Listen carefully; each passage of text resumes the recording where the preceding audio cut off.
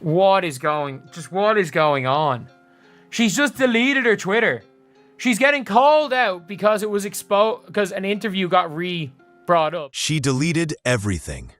No apology, no explanation, just vanished from the internet like a guilty CEO after a billion-dollar scandal.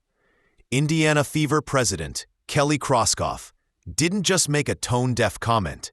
She lit a match in a room full of gasoline, and Caitlin Clark was standing right in the center. Now the WNBA's golden rookie, the face of a revolution, is being quietly undermined by her own front office. And fans? They're not just angry, they're furious. This isn't just a media misstep. This is the moment everything cracked wide open. And trust me, you're going to want to see what happens next. I'm not joking when I say this.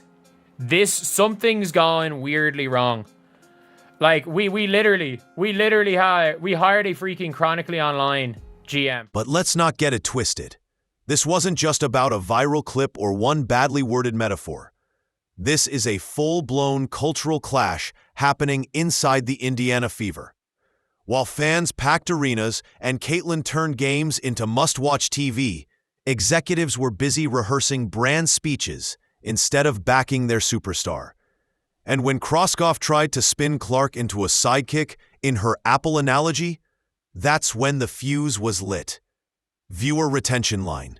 And when the real footage surfaced, everything changed. I have said before, and I will say it again, Stephanie White, Amber Cox, Kelly Kroskoff, the Indiana Fever president, they were not ready. Now, Christine Brennan in her book confirmed the WNBA and the Indiana Fever did not realize what they were about to get themselves into with drafting Caitlin Clark because the popularity they weren't prepared for and didn't see coming. What started as a questionable comment during a routine press interaction quickly spiraled into a PR disaster that has now shaken the Indiana Fever organization to its core.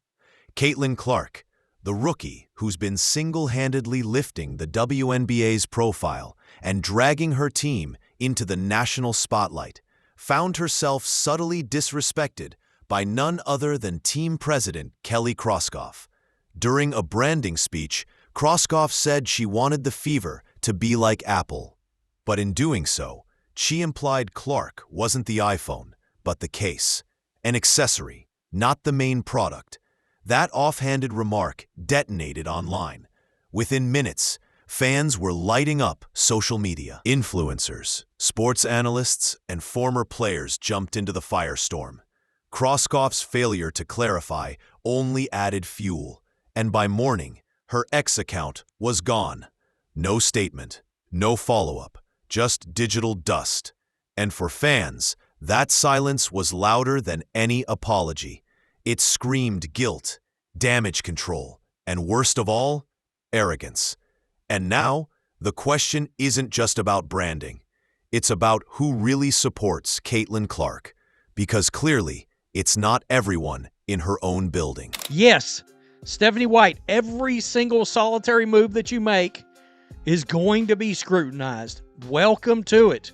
Right here. You know someone's feeling the flames when they erase their entire digital footprint mid-scandal. That's exactly what Kelly Kroskoff did after her now infamous Apple analogy went viral, and not in a good way.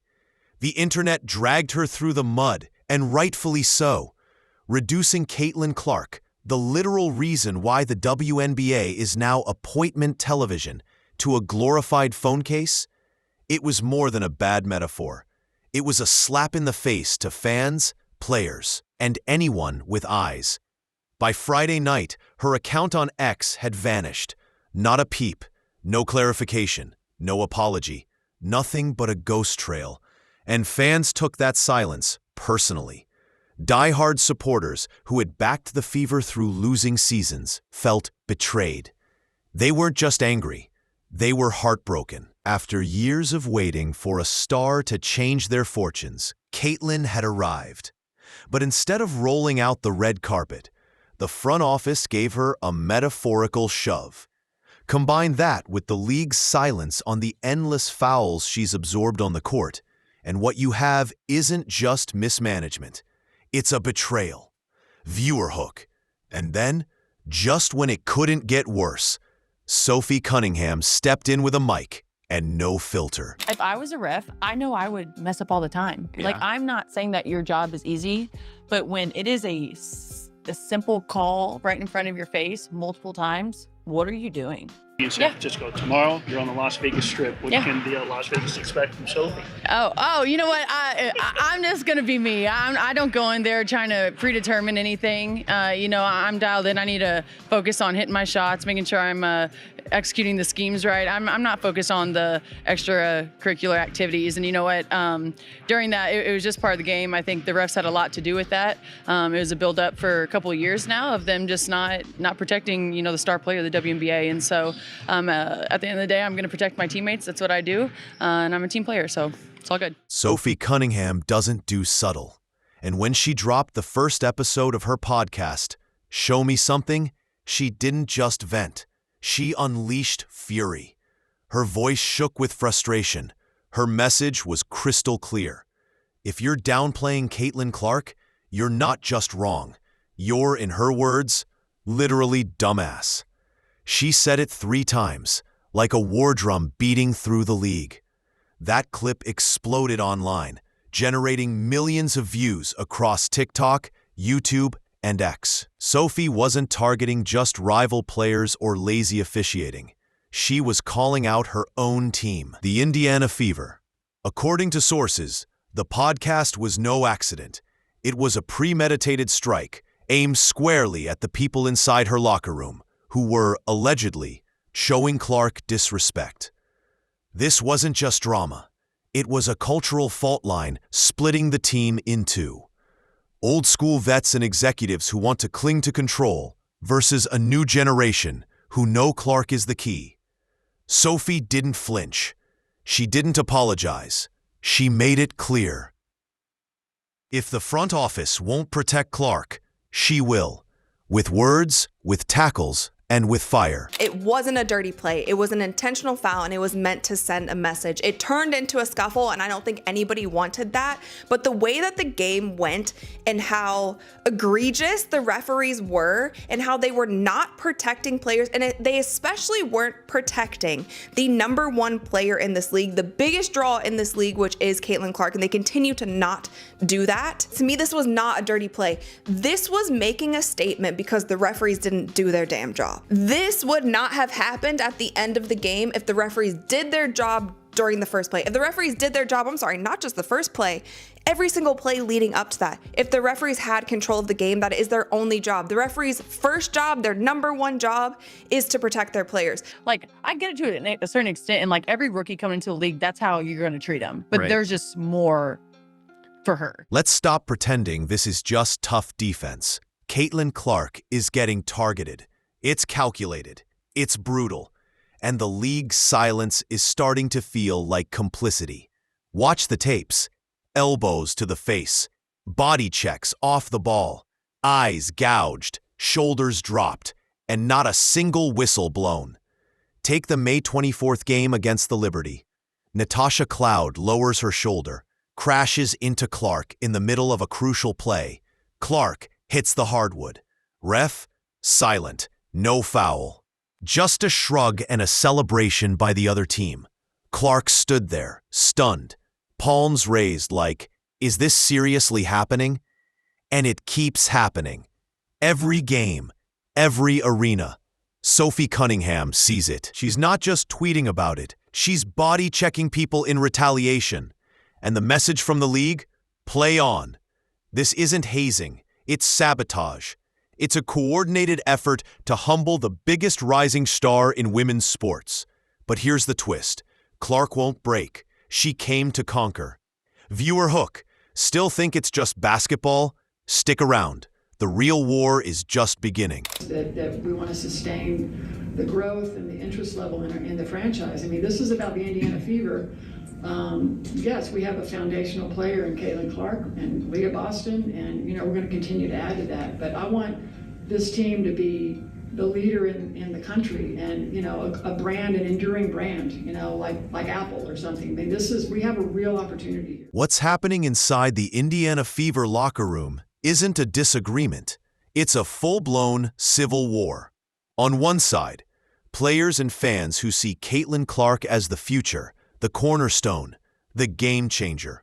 On the other, executives and veterans who see her as a threat to the old guard. And in the middle, Sophie Cunningham with a microphone and zero fear. Her viral podcast wasn't an off-the-cuff rant. It was a sniper shot. Insiders say she planned it after hearing President Kelly Kroskov's Apple comment. And it shows. Sophie didn't mince words. She exposed fractures in the franchise, from leadership's refusal to support Clark to locker room resentment bubbling just beneath the surface. The Fever want to act like a polished brand, but their actions scream dysfunction. And while they squabble over control, the fans have already chosen a side. They're with Clark. Sophie is with Clark. And by deleting her account, Kroskov silently admitted the power is shifting. Viewer hook. This isn't just drama. It's a mutiny in real time. For a second, take a look here. What the WNBA is doing with Caitlin Clark is the equivalent of the NBA doing this to Michael Jordan in 1986. It just doesn't make sense to me. You are biting the hand that feeds you. Mind you, without Caitlin Clark. Now imagine this. LeBron James gets slammed in the face during a layup, falls to the court, and the refs stare blankly. Steph Curry gets body checked mid-3, and it's just play on. Laughable, right? But that's Caitlin Clark's new normal. She's the WNBA's biggest draw, the reason arenas are selling out, merch is flying, and the cameras won't stop rolling. Yet she's being treated like she doesn't matter. Coach Stephanie White has raged about it at pressers. Sophie Cunningham is practically on a vigilante campaign, and still, the silence from the league is deafening. It's not about missed calls anymore. It's about respect or lack of it. Clark's getting bruised, battered, and buried by a system too scared to change. And it's not just other teams. Her own franchise is fumbling the moment. If Caitlin Clark were a man, this would be a scandal on ESPN every day. Instead, it's being shrugged off. Final, subscribe, comment, share this story, because the reckoning is already here. And it's not waiting for permission.